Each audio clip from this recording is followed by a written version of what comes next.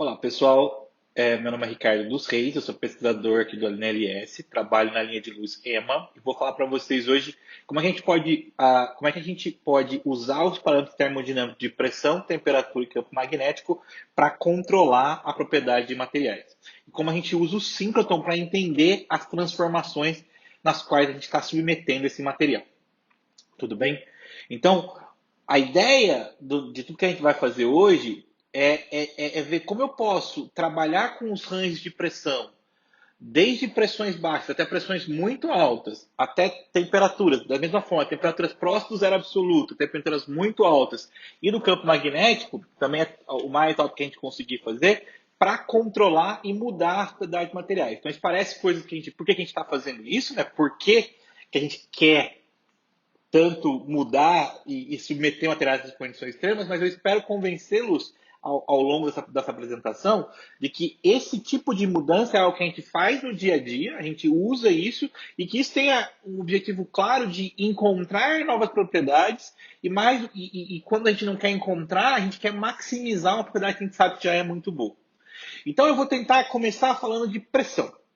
Então, quando a gente pensa em pressão, a gente sabe que tem a pressão atmosférica, que muda quando a gente está próximo do nível do mar. A gente está no nível do mar é um lugar muito alto. A gente sabe de que a gente mede a pressão arterial da gente, coisas muito comuns. Mas, de fato, pressão é talvez das variáveis que a gente vai falar que tem um range mais extenso. Então, a gente pode ter pressões muito altas, quando a gente está falando da profundidade do centro da Terra. Então, quando a gente está pensando lá no centro do planeta Terra, ou de qualquer planeta, a gente tem pressões muito altas. Quando a gente pensa em estrelas, né, então o centroide de estrelas também é algo com pressões da ordem de, não sei nem dizer esse número, 10 a 32 atmosferas, mas a gente pode ter pressões muito baixas, né, quando a gente vai para o espaço, onde a gente quase não tem nada, né, a gente entra no vácuo absoluto e pressões extremamente baixas do vazio.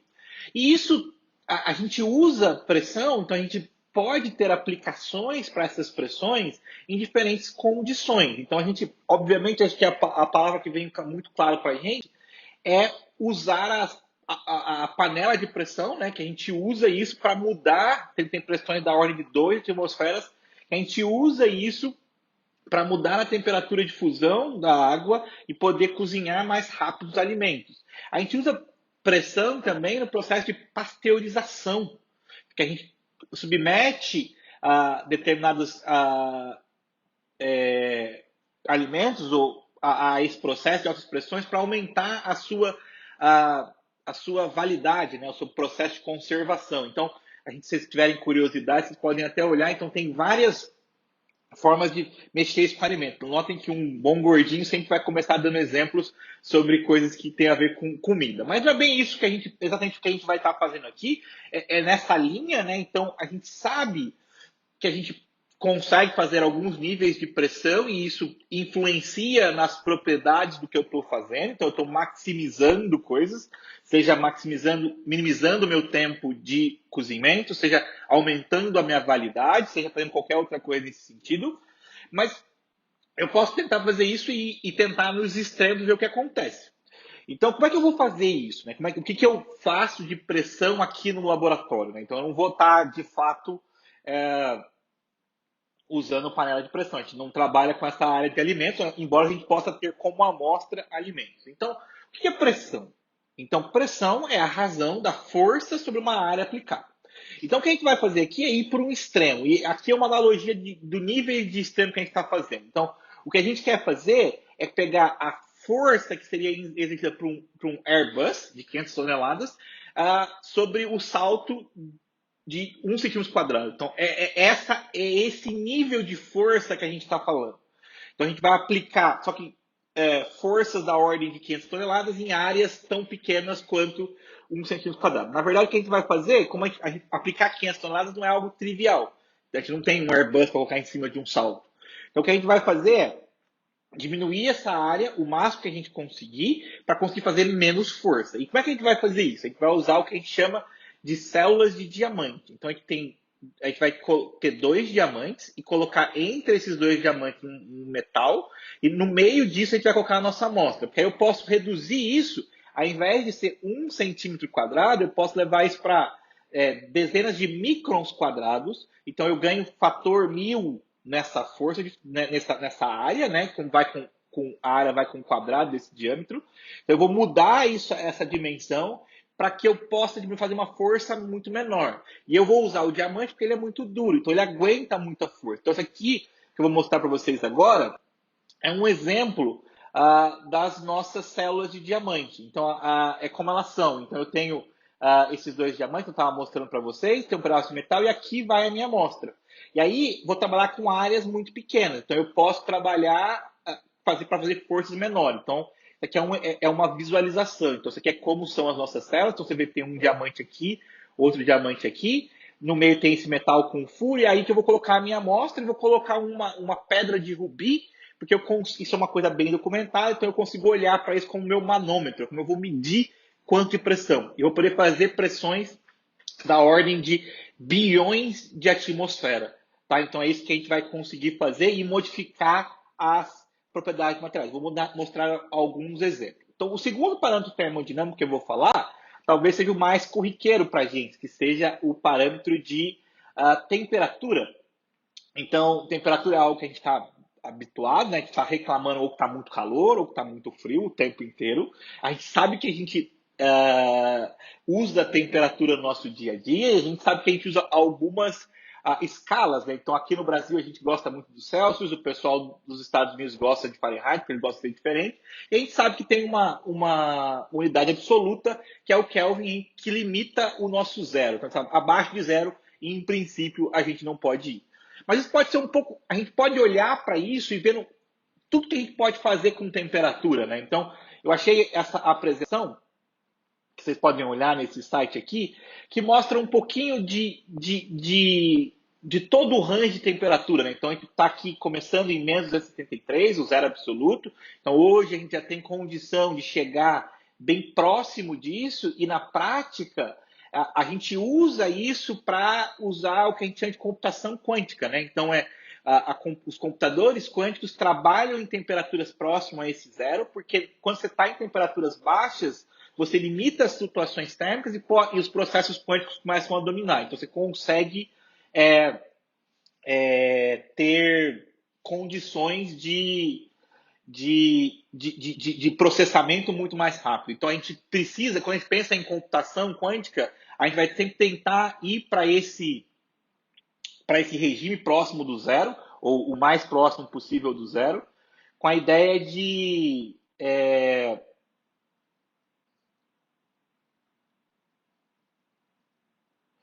sempre conseguir saber como que os materiais vão se comportar nesse regime. E se a gente for andando nesse vídeo aqui, a gente vai ver que a gente já atingiu várias coisas. Então a gente pode ver a temperatura de fusão de materiais. Alguns planetas a gente sabe que estão em temperaturas muito baixas, estão mais longe do Sol. E assim por diante. A gente pode ir subindo nesse. Vocês podem olhar com calma depois, mas a gente pode ir andando nisso. A gente vai chegando em temperaturas altas, temperatura de uma chama, temperaturas de fusão de materiais, e a gente vai para a temperatura do centro da Terra, temperatura no centro de Júpiter, e a gente vai até o limite de temperatura onde basicamente o que a gente entende do universo acaba. Então a gente tem um range muito grande, e quando eu quero entender materiais em diferentes condições, eu vou ter que olhar para essas diferentes temperaturas. E é um pouco o que a gente vai tentar fazer aqui. Se eu quero estudar um material que eu pretendo usar em computação quântica, eu vou tentar olhar ele em temperaturas muito baixas. Se eu quero olhar algo que eu quero entender o centro da Terra, ou entender como o material está no centro da Terra, eu vou ter que olhar em temperaturas muito altas. Então, é isso que a gente vai tentar fazer, explorar esses ranges de temperatura também.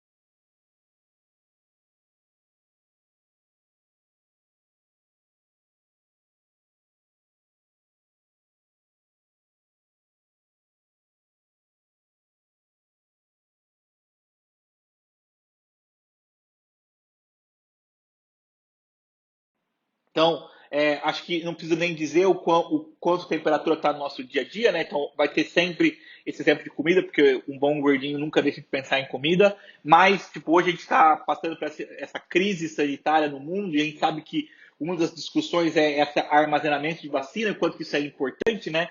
Então, seja para o limite de baixa temperatura ou para a formação de novos materiais, a gente está sempre usando algo relacionado à temperatura, certo? E a gente pode ir para fenômenos um pouco mais exóticos, um pouco menos palpáveis para a gente, como o caso da supercondutividade, onde a gente já deve ter visto essa imagem em algum lugar, essa flutuação do material, que é uma propriedade do material supercondutor, que é um material que, abaixo de determinada temperatura, que a gente chama de temperatura crítica, ele passa a ter resistência zero. E aí, por isso, ele consegue conduzir eletricidade sem nenhum tipo de perda por efeito Joule, né? Então você conseguiria toda a energia que você perde quando você liga um dispositivo e ele esquenta, você não teria essa perda se você trabalhasse com materiais que fossem supercondutores.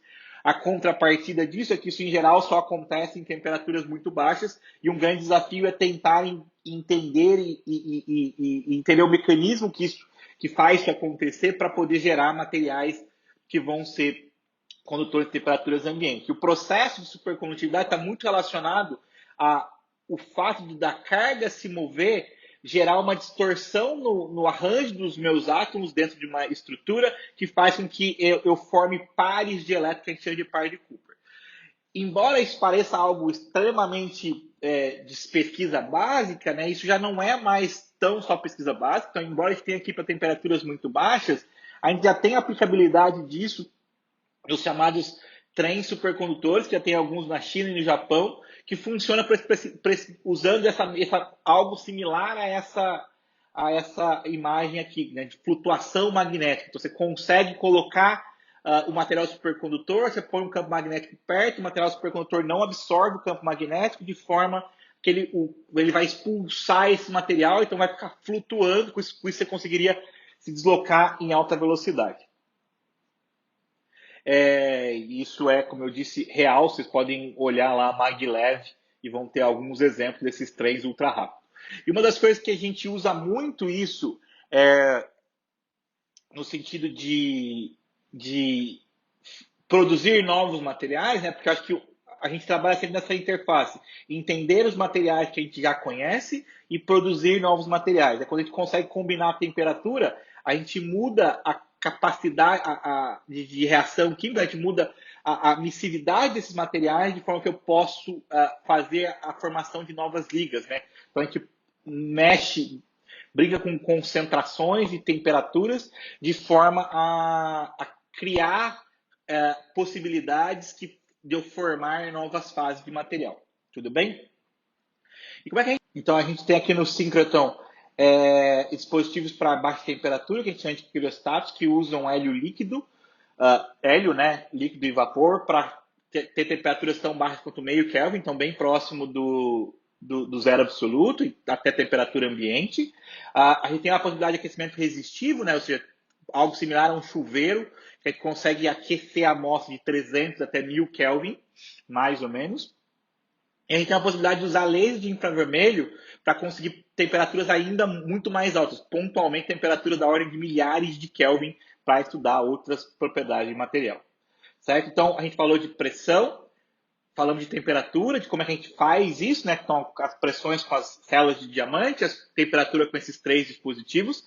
E agora a gente vai para o terceiro parâmetro, que é o campo magnético, né? Então, o campo magnético é algo que também está no nosso imaginário, né? Porque todo mundo já viu e trabalha com ímãs, a gente sabe que isso está presente no nosso dia a dia, sabe que a Terra tem um campo magnético da Terra, que é o que permite usar bússolas, e mais do que isso, a gente sabe que as coisas magnéticas estão no nosso dia a dia. Então a gente tem motor que tem a base que usa campo magnético, a gravação magnética, as coisas aeroespaciais, energia, as máquinas de ressonância. Então a gente está usando campo magnético o tempo inteiro.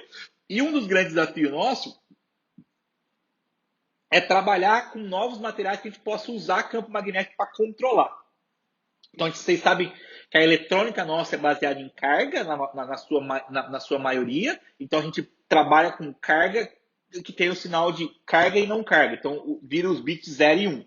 O que a gente tem trabalhado muito nos últimos anos é trabalhar com essas redes magnéticas que respondem à aplicação de campo, mudando a orientação dos momentos magnéticos, de forma a eu poder criar esses tipos de estruturas que eu vou poder não ter só um bit, mas ter vários bits e que vão mudando com o campo magnético, que cria uma sequência de criptografia, por exemplo. Então, isso é algo que a gente pode estudar esses materiais, estudar quais desses materiais são mais apropriados para esse tipo de aplicação. Isso é o tipo de coisa que a gente usa campo magnético para estudar aqui. Só para resumir essa primeira parte, né? Então, a gente está falando de parâmetros termodinâmicos, vamos usar diferentes coisas para conseguir temperatura, vamos usar as telas de pressão para fazer as diferentes pressões, e vamos usar eletroímãs e coisas e ímãs supercondutores para conseguir campo magnético. Aí a pergunta é, bom, tudo que você falou são parâmetros termodinâmicos, mas você começou dizendo que você trabalhava no síncroton. Então, o que o síncroton agrega nesse tipo de coisa? Porque tudo isso que você falou, eu posso fazer em qualquer lugar. Mas qual que é a missão do síncroton nisso tudo? Então, todas as condições que a gente falou, elas podem e vão ser geradas em qualquer lugar. E essas são situações que a gente pode criar para a aplicabilidade desses materiais. Mas o síncroton está aqui para tentar revelar as propriedades do material e entender o porquê cada material reage a esse estímulo externo e como isso funciona. E de que forma eu poderia mexer esses materiais ou associar isso para maximizar a determinada aplicação. Então, por que tal material é bom para uma coisa e não é bom para outra? Qual é o parâmetro de fato que está internamente no material sendo modificado? Então é isso que a gente vai usar a radiação síncrona, para entender isso. Como é que a gente vai fazer isso? Vocês provavelmente já vão escutar alguém, vão ver alguém falando dessa imagem aqui. Então o síncroton, a gente pode enxergá-lo como um grande microscópio, né? Que usa, ao invés de usar a luz visível para enxergar coisas, como a gente faz quando a gente está olhando para algo, a gente usa o raio-x para enxergar coisas. Então a gente usa esse processo de interação radiação-matéria para enxergar coisas. Então a gente vai enxergar coisas em diferentes níveis, tanto do ponto de vista eletrônico, quanto do ponto de vista estrutural, quanto do ponto de vista magnético. E por que isso vai ser importante? Porque quando eu quero entender o material em geral, um sistema, seja ele qual for, seja ele um sistema biológico, um sistema químico, uma solução, ou um sólido, tanto faz, ele é um sistema complexo. Porque ele é um sistema que tem muitos átomos, muitas interações, e isso faz que o entendimento dele, em geral, seja complicado. Então, a propriedade do material, o material ser mole, ser duro, ser condutor, não ser condutor, ser líquido e sólido, está muito associado a algum tipo de parâmetro de ordem. Então aqui, o que eu vou tentar simplificar nessa história que a gente vai contar de agora até o final dessa apresentação, é como que eu consigo olhar para esses parâmetros de ordem. Quais são esses parâmetros de ordem? Então aqui a gente vai chamar de spin, carga, orbital e rede. Então, se as coisas estão separadas, eu em geral tenho bons modelos e boas condições para entender esses materiais. Eu entendo bem como é que funciona uma rede, eu sei o que é um orbital, o que é a carga, tem todos os modelos para isso. Mas, em geral, a natureza ela não é tão simpática com a gente. E o que a gente tem são essas diferentes ordens competem entre si. E aí a gente sempre está interessado no fenômeno que acontece nesse tipo de interface, onde eu tenho uma ordem de spin competindo com uma ordem magnética, com uma ordem de carga, de rede, coisas desse tipo.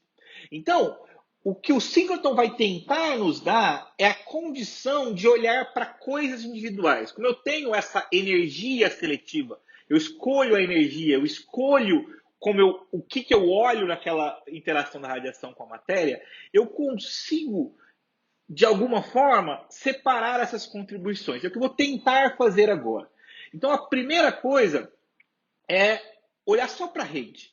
Então, eu vou olhar para como os átomos se organizam no material e como que eles formam uma estrutura e, com isso, o que eu posso aprender. Então, vocês vão ter uma aula, dos seminários com o Andrei, vai explicar isso com mais detalhes. Eu vou falar aqui bem rapidinho, vocês vão entender isso na aula do Andrei. Então eu vou olhar agora só para a rede, só como estão distribuídos os átomos do meu material, qual forma o material tem.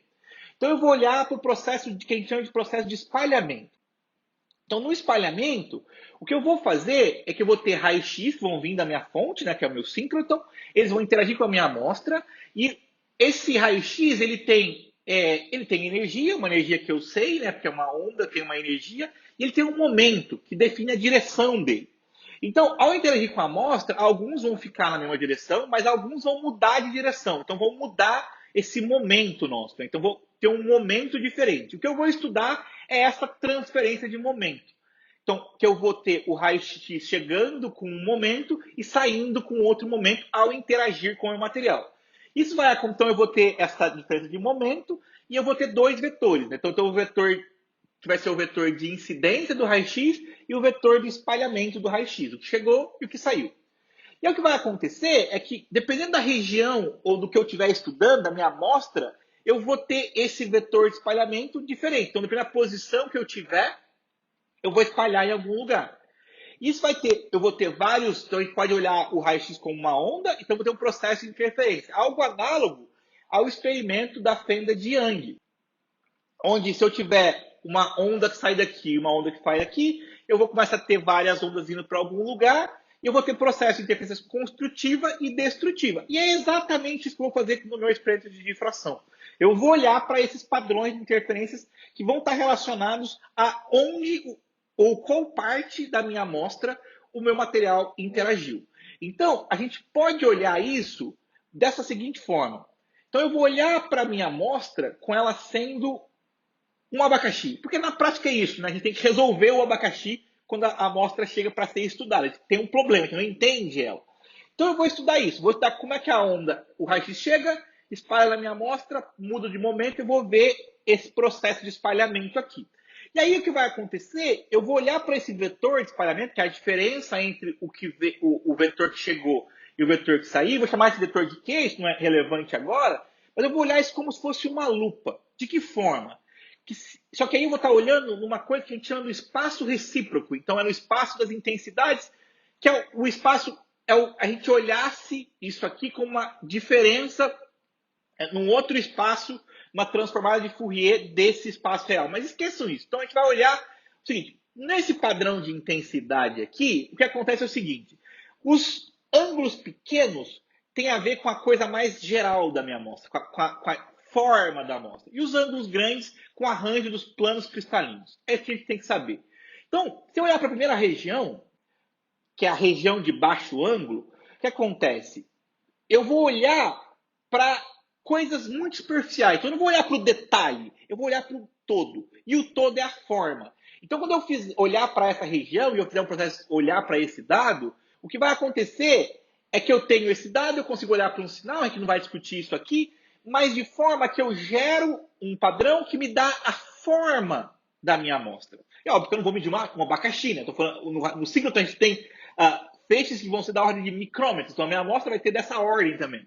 Mas isso pode ser muito útil para estudar, por exemplo, o processo de renovelamento de proteínas. Então, como que a proteína, né, que ela está em cadeia, como é que ela se arranja tridimensionalmente, é o que define as suas funções. Então, o arranjo tridimensional das proteínas define qual característica que ela tem. E é de fato, existem várias discussões e o entendimento disso é algo que leva a gente a entender vários processos. Então, por exemplo, é esse processo de novelamento que faz a pessoa, quando começa a não conseguir novelar do jeito correto e ter problemas como Alzheimer ou qualquer outro tipo, vários outros tipos de doença, estão relacionados a essa capacidade de novelar das proteínas. Porque se ela não novelar direito, ela não tem a propriedade que ela deveria ter.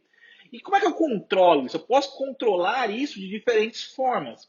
Então eu posso mexer com temperaturas, eu posso mexer com soluções para ver como é que ela vai reagir e se novelar. E no nosso caso, a gente quer usar pressões. Então, se eu combino essa técnica de difração em baixo ângulo que dá a forma, vai dar o arranjo tridimensional, né? Como é que é? Se o negócio é uma esfera, se o negócio tem uma outro tipo de estrutura, e isso tem uma grandeza que chama raio de giro, que vai dar essa dimensão da minha amostra. Se ela está uma coisa mais como um espiral, mais como um anel, coisa desse tipo.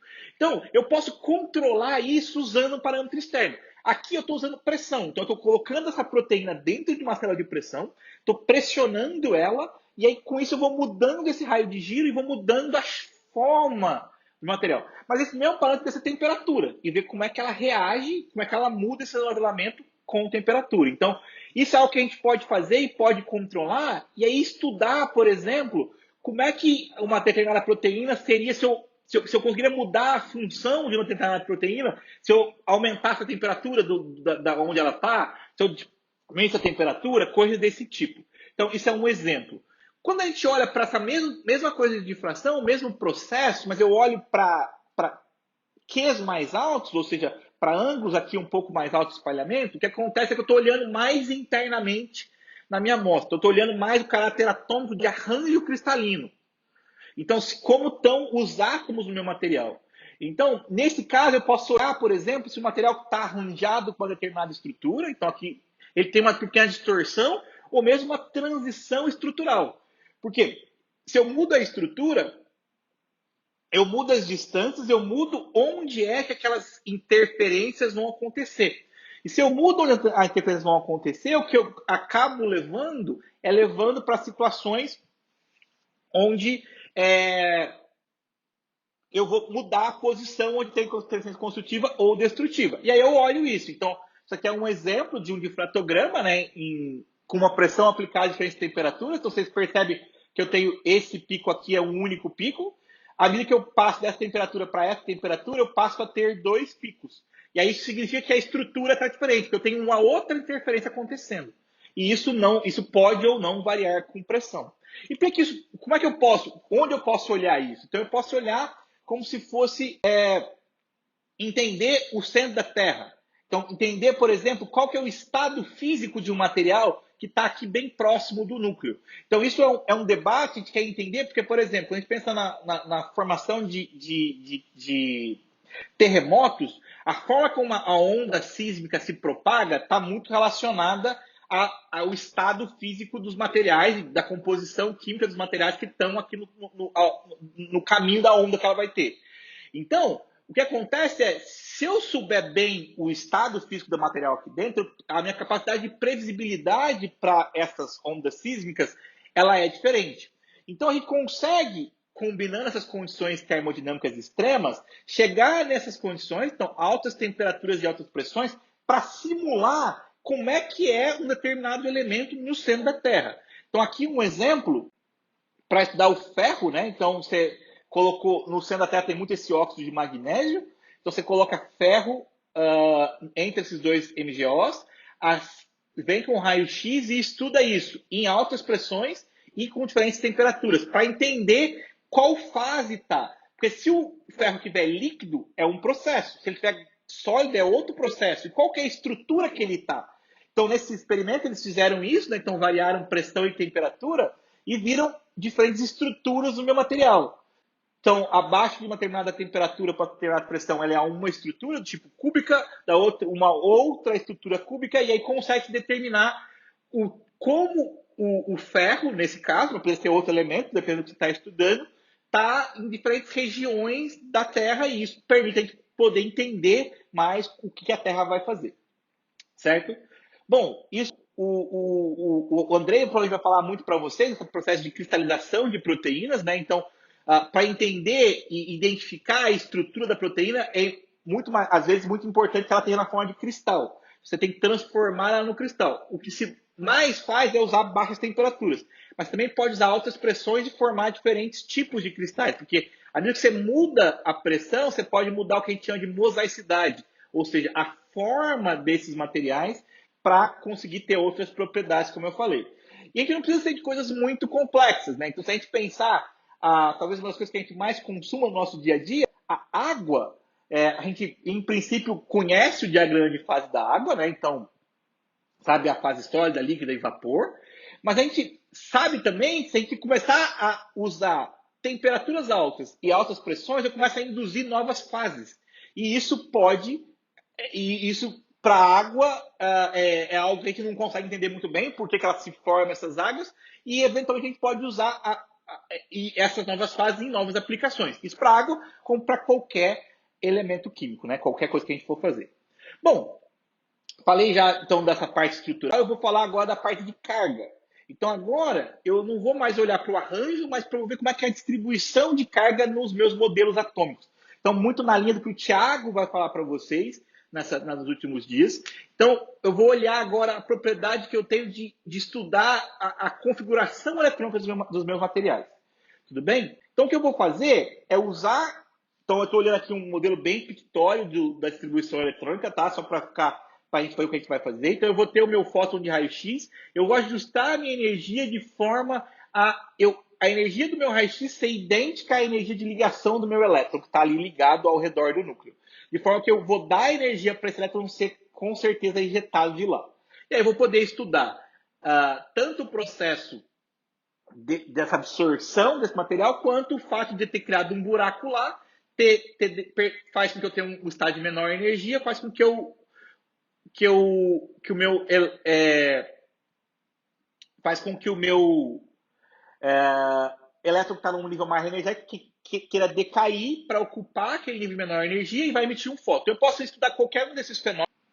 Então, eu posso fazer qualquer um dos processos, seja o processo de arrancar o elétron, seja o processo de, por ter criado um buraco, algum elétron ir lá e completar isso, eu posso ver isso como um processo simplesmente de conservação de energia, né?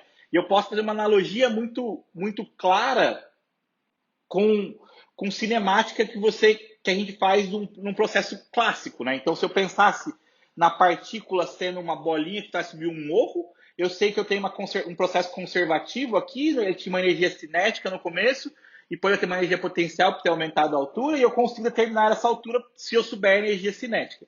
No nosso caso é bem parecido, né? O que a gente vai poder fazer. Então eu tenho uma energia do fóton que eu conheço muito bem, e eu vou depois medir como esse elétron sai, né? Então eu tenho um processo de conservação de energia e eu consigo medir a diferença desses níveis. E o que é importante para a gente é que essa conservação de energia nos permite determinar a energia de ligação desses materiais. E isso é algo que é intrínseco de cada material.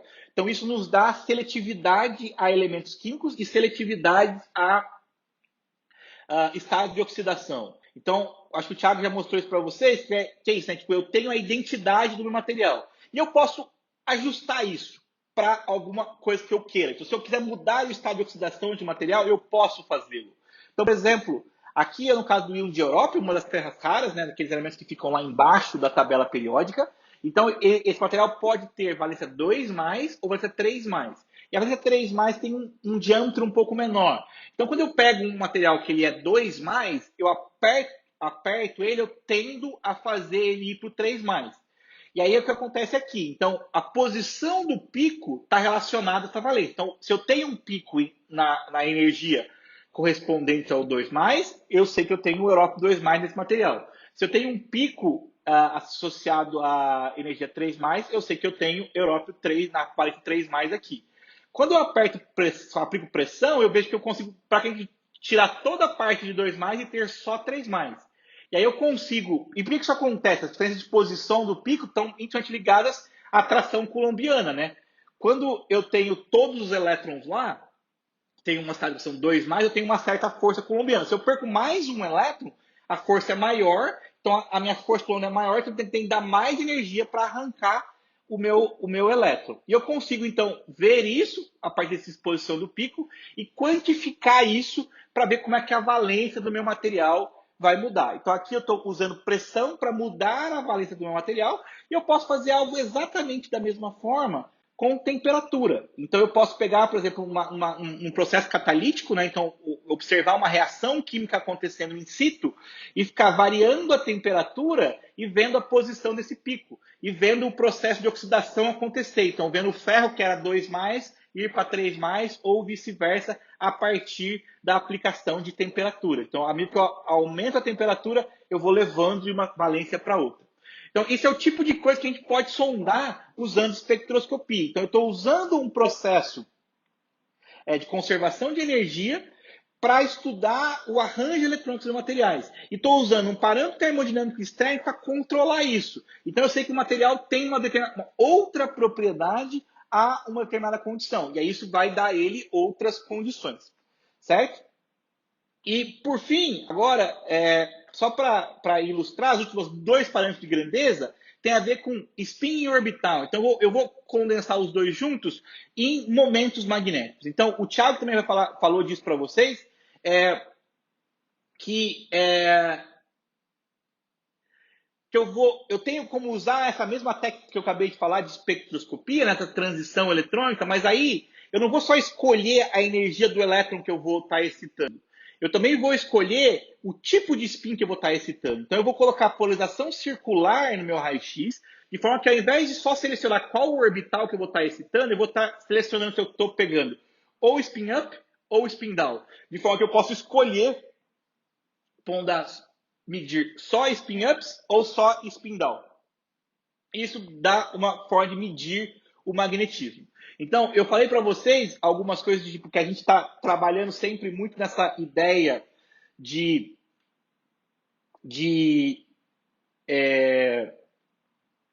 ter dispositivos que a gente consiga controlar com o campo externo e a gente quer que a gente consiga mexer com o campo externo e mexer com esses dispositivos.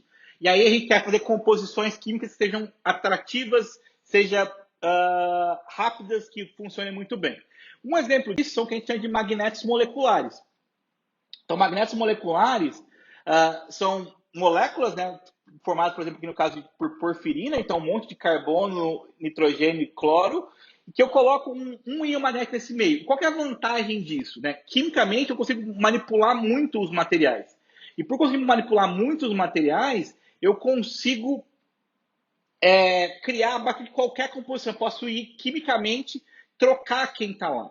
Mas o problema aqui é como é que eu manipulo isso? Então eu uso o campo magnético para trocar essa orientação.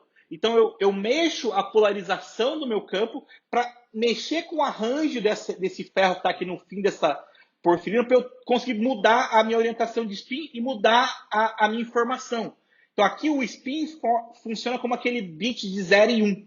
E aí eu consigo trocar isso e ter um magneto molecular onde eu poderia, por exemplo, ter uma eletrônica flexível. Né? Então, quando você pensa esses novos celulares que a gente consegue entortar, isso está muito ligado a gente conseguir fazer magnetos a partir de polímeros. Então, não precisa ser um metal, mas dentro de um polímero eu conseguir esticar ele. E entender isso, a gente pode usar essa técnica seletiva, que eu não vou medir o todo, vou medir só o íon magnético que está lá no material. E eu posso fazer isso com outras aplicações, né? Então, um outro exemplo disso é o tal do bionanomagnetismo, que é a possibilidade de usar nanopartículas para fazer terapia com câncer ou algum tipo de transporte de droga. E aí, um grande problema é que a produção de algumas dessas nanopartículas, ela em geral, envolve reagentes muito pesados e também é muito difícil ter essas coisas mão dispersas. Mas às vezes a natureza pode se beneficiar com isso. Então aqui um exemplo de uma bactéria, essa bactéria que eu não sei falar o nome, mas que produz nanopartículas de ferro na estrutura 3+. Então eu uso essas nanopartículas e uso os espectros da nanopartícula para ver se ela está na configuração, na estrutura que eu preciso para aplicações. Então eu posso usar isso para controlar propriedades e entender elas usando campo magnético, por exemplo. Certo? Então eu falei alguns exemplos, então agora os últimos 3, 4 minutinhos que eu tenho aqui ainda, eu vou falar da onde a gente vai fazer esse tipo de experimento aqui no LNLS. Né? Então a gente vai fazer isso no Sirius e em particular na linha EMA. Então você já deve ter visto essa foto algumas vezes. Essa é a linha de luz EMA do Sirius. Essa aqui é a linha de luz EMA do Sirius, né? Então é uma das linhas longas. E é uma linha que quer colocar tudo isso que eu falei para vocês ao longo dessa apresentação no mesmo pacote. Então a gente vai falar de todas as técnicas de raio-x que eu acabei de falar, junto com todas as condições termodinâmicas. É isso que a gente quer fazer na linha EMA. Então, aqui a localização geográfica e é isso. Então, é combinar espectroscopia, difração e espalhamento, tudo junto com pressão, temperatura e campo magnético. Esse é o nosso objetivo aqui.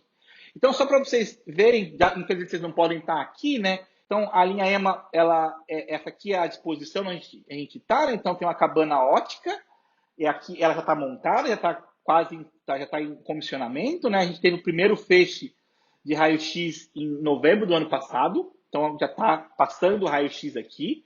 E ela é pensada para ter, além dos laboratórios de apoio aqui, duas cabanas, uma cabana de microfeixe e uma cabana de nanofeixe aqui. A cabana que a gente está trabalhando hoje é essa cabana de microfeixe aqui. Então, nessa cabana a gente vai ter 3 posições de experimento, cada uma voltada mais para uma técnica. Mais no final lá, voltada para medir difração. Aqui, onde a gente vai medir campo magnético alto, então, para medir coisas que precisam de campo magnético bastante alto. E aqui onde vai fazer um pouco de tudo, tá? Um pouco da combinação de cada uma das técnicas.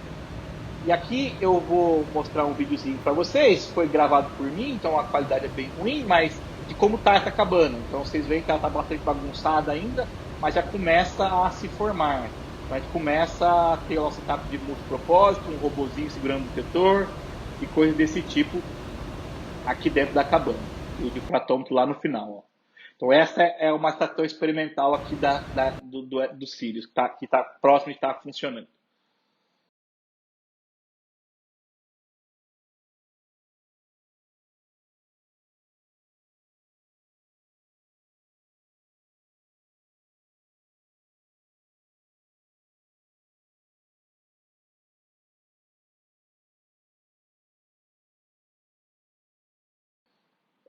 Só para vocês terem um pouquinho mais de ideia de como vai ser isso no final de tudo, né? Então, aquele setup multipropósito, ele vai combinar todas essas técnicas, então ele vai ter a possibilidade de colocar várias coisas para combinar aquele aquecimento a laser com o raio-x. Então, a gente vai ter uma ótica aqui que joga os feixes de laser visível para conseguir combinar essas duas coisas.